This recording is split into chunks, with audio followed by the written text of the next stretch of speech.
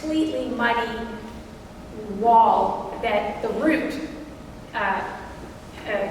sends people up. And so some people actually take their bags off their bikes, carry their bikes up, and then come back down and get their bags, do a couple of runs. But there are lots of negotiating over trees, avalanche, run out before and after.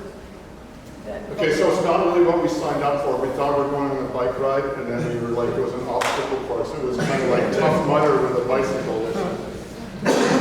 This is that day that we were on the snow, in the snow, walking in the snow, and we were prepared for 2.3 seasons or 2.5 seasons, and we definitely got into like the 4th season. So this was a marginal day in terms of staying warm.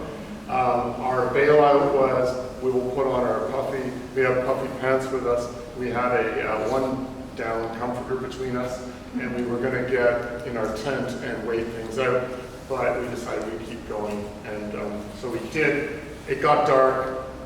And when it got dark, just before it got dark, we decided we're going to put on our puffy jackets, even though we're not stopping, and then we were committed to getting somewhere where it wasn't going to be snowy, because we weren't going to be faring well if we had our puffy jackets on. While you're working. While we were working, but we needed them. We were that cold. I was getting off my bike and using both thumbs to shift my, because I couldn't do it with my hand anymore. Like, that's how cold I was. Jen's a lot tougher than I am. But I almost didn't take pictures on that day. That's how bad it was. Like, I took 3 pictures. I'm just saying. But it was like a movie set every single day. More than one. We would ride from one valley to another and come around corners, and it really was like so spectacular, like these incredible movie sets. This is Holland Lake. We camped on this lake, and to wake up in these new places every day for a month, for 32 days, really was an extraordinary experience.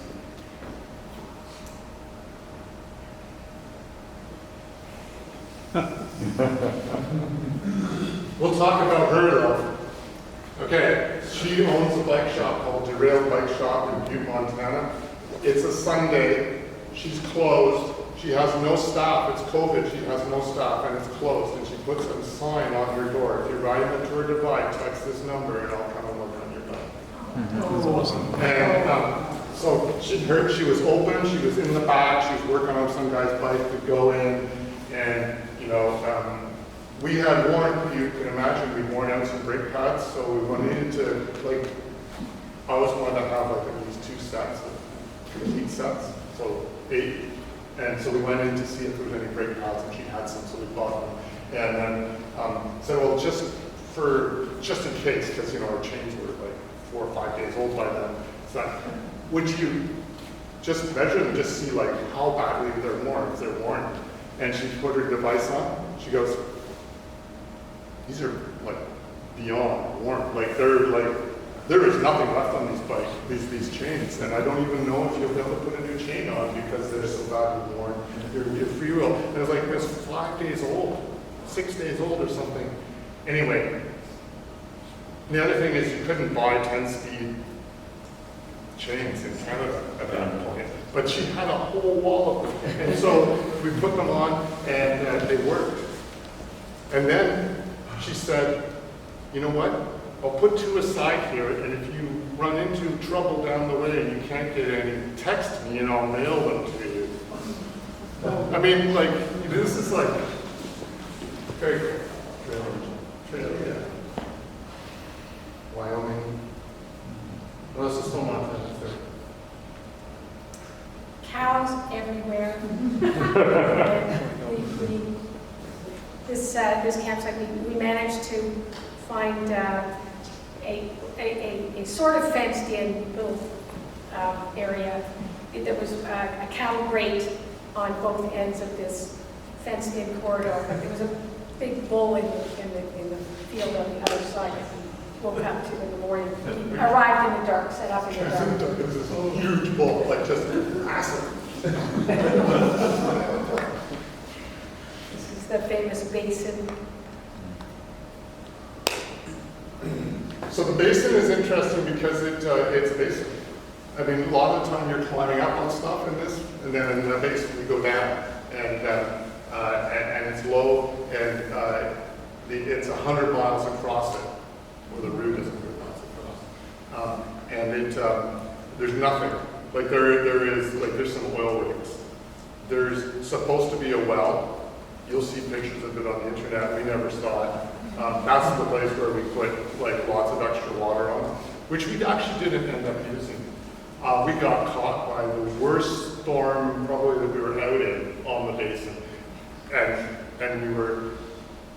it was hail, and so the wind was so strong we couldn't even walk against it. Like got off and we decided we would walk, and then it was so strong we said forget it, we can't do that. We laid our bikes down, and then we got down behind these two sagebrushes that were about this big in the ditch because there's lightning, and it's like, and we waited.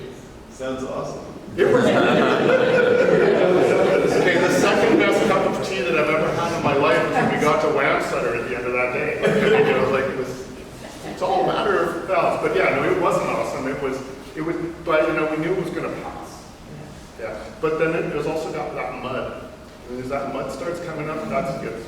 Yeah, there's what they call peanut butter mud. There's a kind of clay soil that it just turns into this very, very sticky mess, and it clogs your drive chain. In one rotation of your wheels, you're cooked, and you can't move. And we had one. This was not bad. We had one bad experience with the peanut butter mud, and we ended up with some good adventures around it. Both bikes or just one bike? Both, yeah. Too big a story to go into. This is Brush Mountain Lodge, and it became iconic in the very first divide. Mike Hall stayed there. The woman that runs this, Mike Hall, pictures of Mike Hall everywhere. It's like you go in there, it's like going into a museum. We actually stuck our log brother's Waltz sticker on her fridge. She said you can stick yours too. So that's like famous now. So lots of big passes above 10,000 feet. We did have to acclimatize to the altitude. This was just after the highest point. The highest point on the third divide is like kind of like over there, just beside that piece of rock. And it was 11,000, almost 12,000 feet. And it was a 4-hour climb from the town before it to get there. So there was a bunch of people in that town. We all left around the same time. It took us about 4 hours to get to the top of that. And we kind of like, and then you think you're done, and then you go up another one, and then to go back, please, just 1 second. I know Jen doesn't like me to talk, but I just wanted to... aware of the time. Okay, anyway, there was a huge drought there. And so there were places, it doesn't matter so much, but there were places where there were supposed to be lakes and there was nothing. Like it was devastating, really. Anyway, so that whole thing, that green thing that's down there, looks like a field, is actually the bottom of a reservoir. Right? So it is really like, and this part of, this was New Mexico, and it was really dry, and it was really hot. Like really dry and really hot. And you'd really look for shade if you could find any, crawl under a bridge or something to eat. Route 66. Route 66. This was a really great experience that was part of our big mud episode.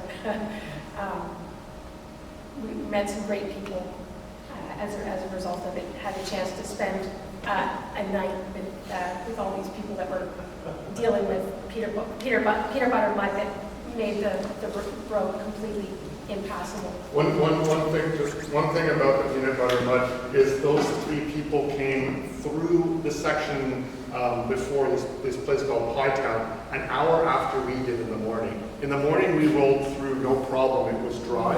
They had 30 minutes of rain. It took them about 2 hours to go the same distance, right? And sometimes people just stop and they wait, and you wait 24 hours for it to dry up because it's easier and a lot less energy to do that. This is me making a heart because it's Valentine's Day. But have you heard of Aldo Leopold ever? Aldo Leopold, the famous, he was like one of the first environmentalists, really. Gila National Forest, he was the forester that made Gila National Forest. It was the first national forest in the U.S. Kind of cool. If you ever have a chance to read a book called The Sand County Almanac, I highly recommend it. You'll understand where the environmental movement came from. Anyway, I was just so excited, and we actually found it because we went the wrong way. So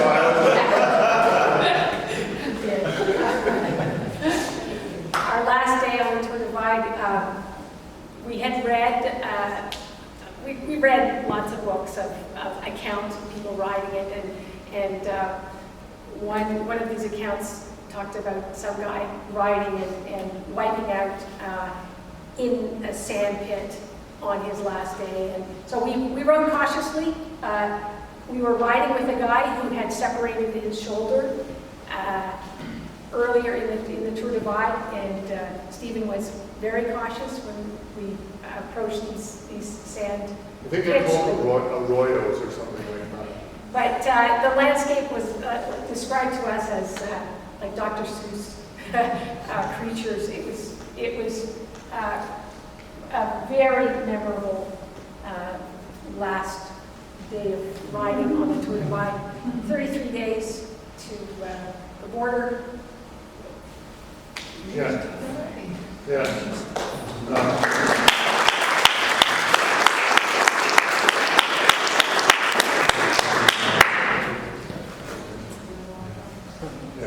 So that's about it. How many clothes did you need for 32 days? Clothes? Yeah. One set. How much did the whole trip cost the Tour Divide? Like flying out there, flying back, and like $7. We got tickets to Calgary for $200, so that was good. We bought tickets from El Paso, El Paso for, I think, $800 for each of us, or something, or $600. We bought them on Black Friday the year before, so it was they were pretty cheap. I forget how much we spent each day. Let's say 40 each American. Don't know. No, it was $100 Each? Well, It's not cheap to go into a gas station and buy burritos, which is what we were doing. It's a lot of the expense is food. We camped the majority of the time in the northern section, and then when we were into New Mexico, some of Colorado, we were staying in motels, some very awful cheap places, like the worst motel I've ever Yeah, like there was a place there like I like PS. But it's not a cheap endeavor.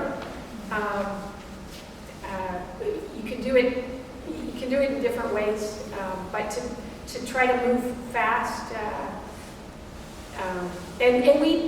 I had never gone out and actually, bought good clothes for an outing, because I usually just deal with what I have. But this was such a big undertaking that we went for really finding the best clothes that would work for us in all the conditions that we were expecting. Actually, we bought new bikes. Yeah. We rode them for a year, and then I completely refitted They were both them. used. Yeah, but we rode them for a year and I completely refitted them. So that's one expense. New shoes, new pedals. We have a tent, new sleeping bag, or new pads. That's a sign. Yeah, but no, I mean, you spent a lot of money, so definitely. But I mean, it was worth it. How many chains did you go through? Yeah. You said the first 5 years? So we were very, we got very, if it started to wear at all, we just changed it. So we got down to 25%, we just switched it out because we were kind of concerned that if it got too worn again, it would be bad news. So we changed in Breckenridge and we changed somewhere else. So we put 2 more on, 2 or 3 more on. 2 residents. Yeah. Yeah, in Breckenridge we were able to get another set. It wasn't as bad after that, really. Like it was just so wet and muddy and crappy in the first bit. And it could have been that bad, but we didn't have that. Yeah. Did you get your bike? Oh, we stopped for pie in Pie Town. I think we went to the wrong place. We went to the wrong place, but it was a very, very good American experience. What about your shoes? What kind of shoes? Shoes? We found great shoes that have very flexible toes, which takes a lot of stress out of your Achilles tendon if you are pushing your bike, hike-a-biking. And so we have a specialized Recon. like a mountain bike shoe with a flexible toe and firm, rigid shank. Did you get the strength for side which got flexibility a lot? Yeah, yeah. And we did use clip-ins. Yeah,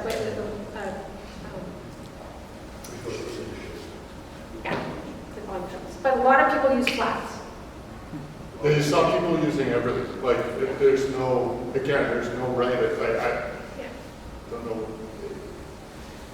I guess it depends where you come from. I like to be clipped in. Yeah. But many of you have worked today and have work to do tomorrow. We need to welcome questions. We're really easy to get in touch with, and we would welcome anybody getting in touch with us. And so, whether it's about the Tour Divide or whether it's about the Log Drivers Waltz. One thing I will say, plug for our route. Several people who had ridden the Tour Divide previously and then came and rode our route said, if you can ride your route, you can ride the Tour Divide. So that gave us a lot of confidence. We went out and we rode another route called the North of 770 from Peterborough, and it was as tough. We rode it out just to get our heads in that spot of like it's going to be tough. But anyway, so if you want a good route to practice from the Tour Divide, ride the Log Drivers Waltz. Just saying. I mean, it's proven. It's proven. Not going to guarantee anything though. All right, Eric, Jen, thank you very much for